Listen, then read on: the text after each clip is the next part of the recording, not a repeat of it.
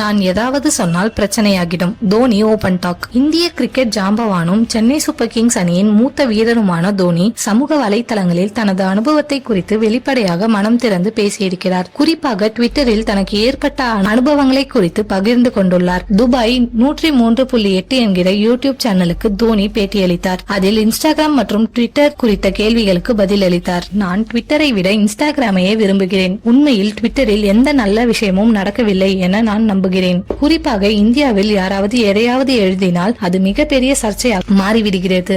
அங்கே எப்போதும் சர்ச்சை இருந்து கொண்டே இருக்கிறது. நான் ஏன் அங்கே இருக்க வேண்டும்? அதில் 140 எழுத்துக்களை தான் எழுத முடியும், விரிவாக எழுத முடியாது. நான் அதில் ஏதாவது எழுதினால் அதை மக்கள் தங்கள் விருப்பத்திற்கு ஏற்ப படித்து புரிந்து கொள்வார்கள். எனவே அது எனக்கான இடம் இல்லை என்று எனக்கு தோன்றியது என்றார். மேலும் இன்ஸ்டாகிராமை நான் எப்பொழுதும் விரும்புகிறேன். அங்கே நான் ஒரு புகைப்படத்தையோ வீடியோவையோ பகிர்ந்துவிட்டு அப்படியே விட்டு விடுவேன். ஆனால் அதுவும் இப்போது மாறிக்கொண்டு இருக்கிறது. எனினும் நான் இன்ஸ்டாகிராமை தான் தேர்வு செய்வேன். ஆனால் அதில் நான் தொடர்ந்து பதிவுகளை வெளியிடவில்லை. ஏனெனில் கவனச்சிதறல் குறைவாக இருப்பது நல்லது என்று நான் கருதுகிறேன்.